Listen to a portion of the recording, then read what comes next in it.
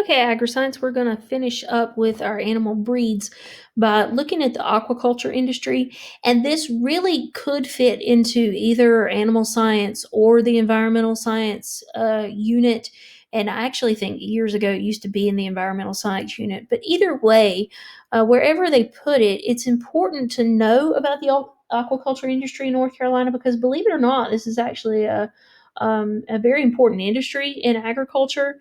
You don't notice it as much because you don't see pastures of fish on the side of the highway, and you don't see fish houses all over the place like you see with chicken houses and hog houses and pastures of cattle.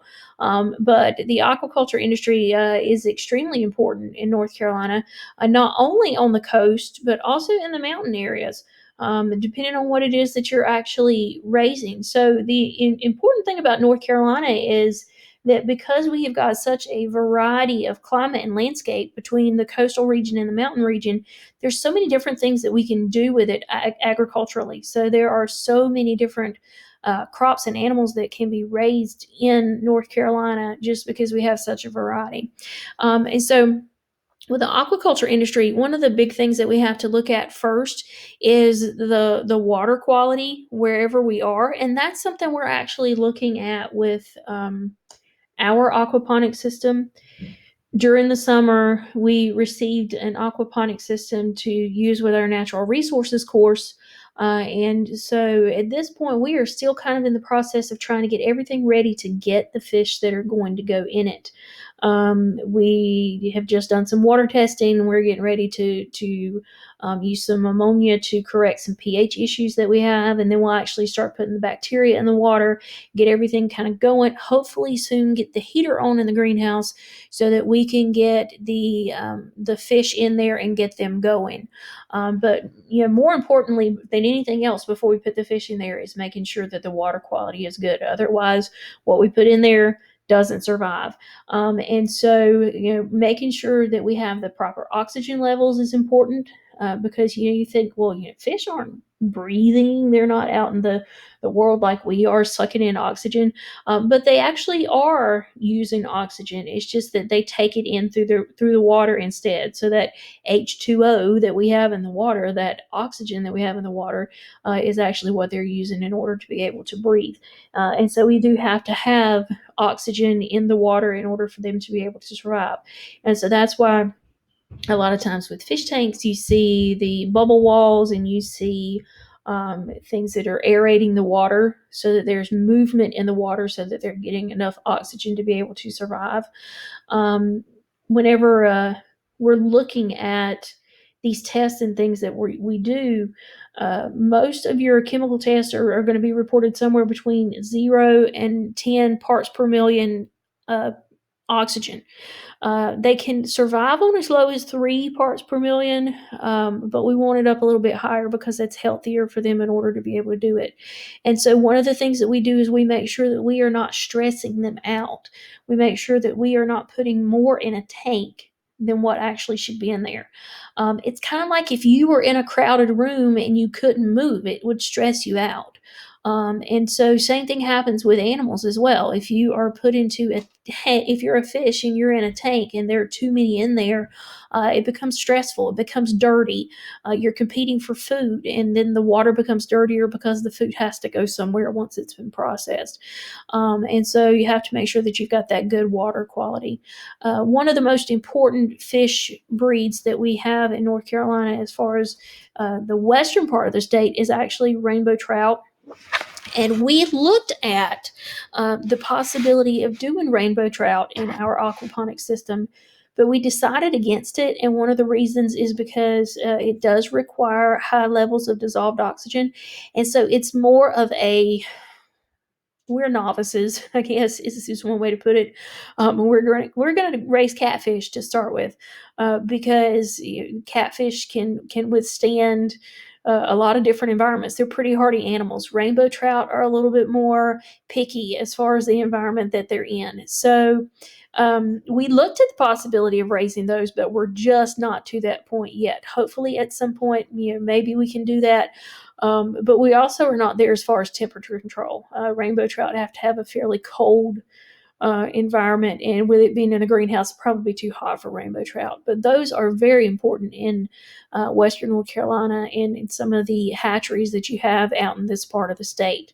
You can't actually use aerators to improve the oxygen levels, and usually that's just typically some way of bubbling the water, whether you have a bubble wall or some sort of movement somehow to just get those oxygen levels up.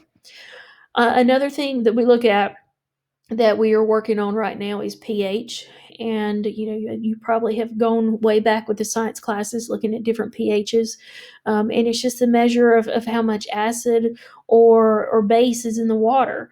And so when we're looking at pH, we want to make sure that we are maybe slightly alkaline between 7 and 8, but not too far from that neutral of 7.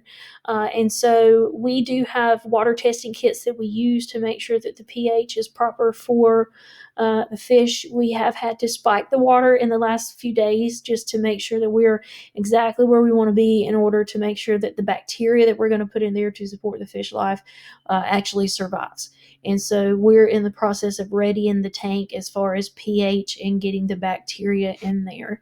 It does affect the amount of nutrients that the fish can get, and it causes issues with toxicity. So want to make sure that your pH is on point for that.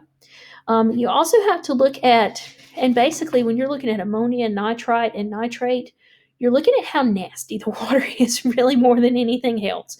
It is essentially, you're looking at the waste that is in there, whether it be waste from the fish or waste from something that you have in there that's decomposing. And so the waste products of animals, you got to make sure that you're kind of monitoring those issues. Otherwise, it can cause a toxic situation for the fish. And so there are things you can put in there to help to mitigate the issue with some of the waste problems and some of the ammonia, nitrite. But you want to do as little as you can as far as having to put chemicals and other things in there in order to be able to do it. We'd like to be able to have a balanced ecosystem. And so that's what we're looking at, hopefully, with the system that we have. And what we're actually doing, we'll talk a little bit more about as we get closer to the end of the section, because it kind of is taking aquaculture and plant science horticulture and combining the two to hopefully get that balanced ecosystem that we're talking about, to help get rid of some of the dangerous nitrates and nitrites, but also to use those for a healthy purpose for the horticulture industry. So we'll talk more about that toward the end. There are several different types of aquaculture systems, and probably the easiest one is what we call cage culture.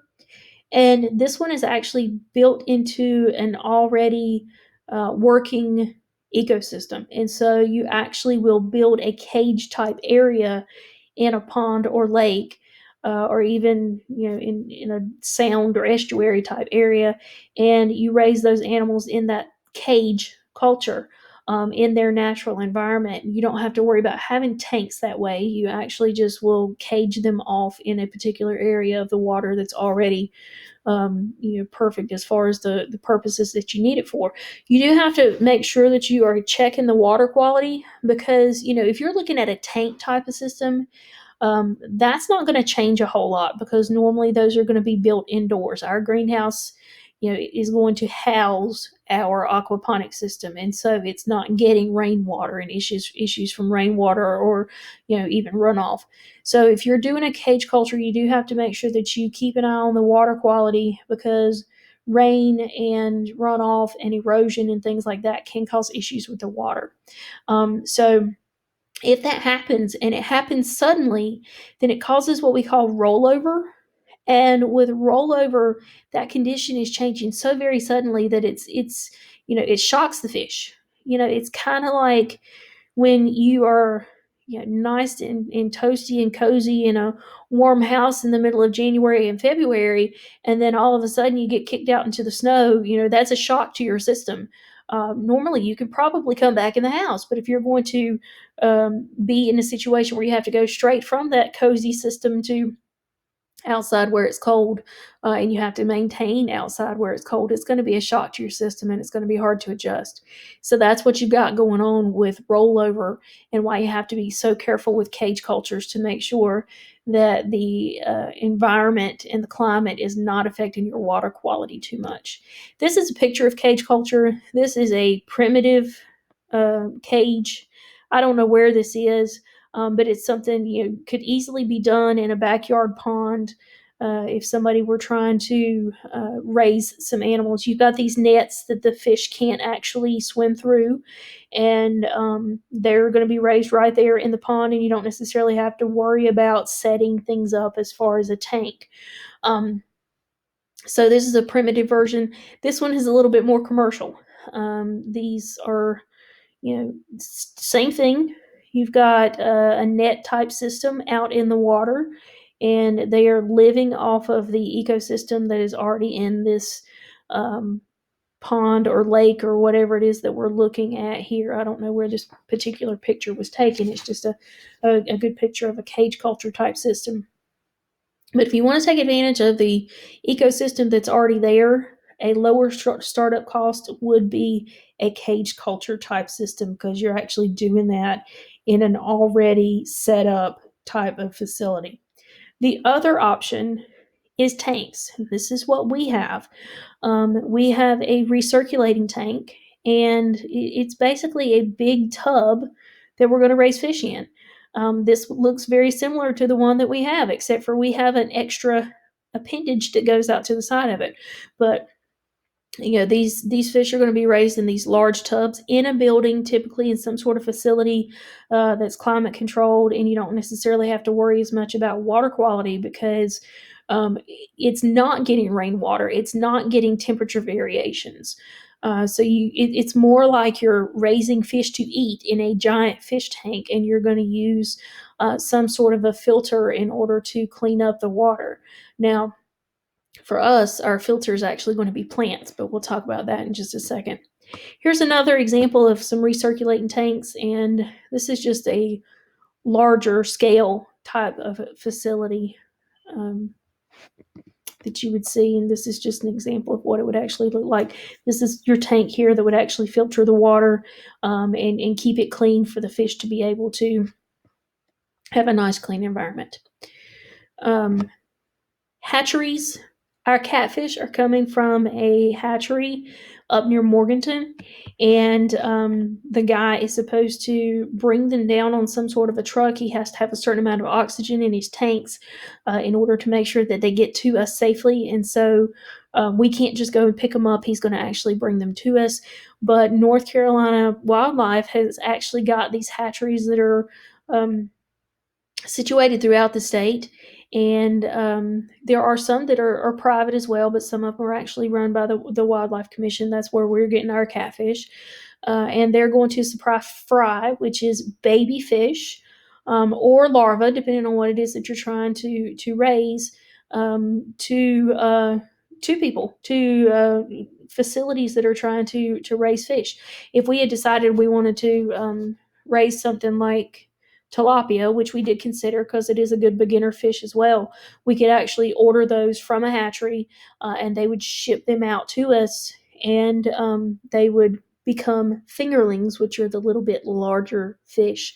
And so the hatcheries are going to have breeding programs, and they're going to take those small fish and ship them out to people to have in their production facilities. This is just some small fingerlings right here that you would see. These are a little bit smaller or a little bit larger than fry, so they're going to be about the size of a finger. So these fingerlings are just going to be small fish that would go out to be sent to. Actually, you could send them to ponds and lakes and things like that as well. Um, a couple of the fish that are really well adapted to aquaculture systems. We already talked about trout. We thought about that because they're pretty. Um, but they're, as far as the temperature, our greenhouse just stays too warm for that. And so we were going to have to go with something else. Tilapia was going to be something that we considered. However, these catfish, we have found somebody that will donate them to the school. And so we're going to do the catfish instead, and try them to begin with. And catfish, really, catfish taste good, but they're kind of nasty because they eat the stuff off the bottom of the water. And so they can survive in less than ideal conditions. So that's probably the best thing for us since we are just beginning this aquaculture situation. The last thing, and this video, I don't have it hooked up where I can actually play it through this, but you can go into the PowerPoint and you can click on that and you can actually watch the YouTube video. Actually, I might be able to. Let's try and see. Yeah, we could actually do that. I'm not going to play it, but you can go in, click on that, and play it. This is a video that was created to talk about aquaponics. And so that's what we're actually doing. Instead of doing just aquaculture, we're doing aquaponics. And so instead of having that whole filter system, our filter system is plants. And so we're going to be using the fish waste from the catfish in order to supply fertilizer for plants that are going to be grown in the bed right beside it. So this is aquaculture, but it's aquaculture plus because we're doing the horticulture aspect of it as well. So this is something we're really excited to get started on, and this is a perfect time for us to hopefully work with you on it as well because we're hopefully going to get those fish in there pretty soon. We're working on it as we speak, so hopefully we'll get you involved and you'll have an opportunity to see what's going on in our aquaponic system. So that's it for all the different types of breeds of animals. Next week, we will start looking at digestion and nutrition, and we'll take a quick look at the differences between digestion in ruminant animals, which is like cows and goats, versus us.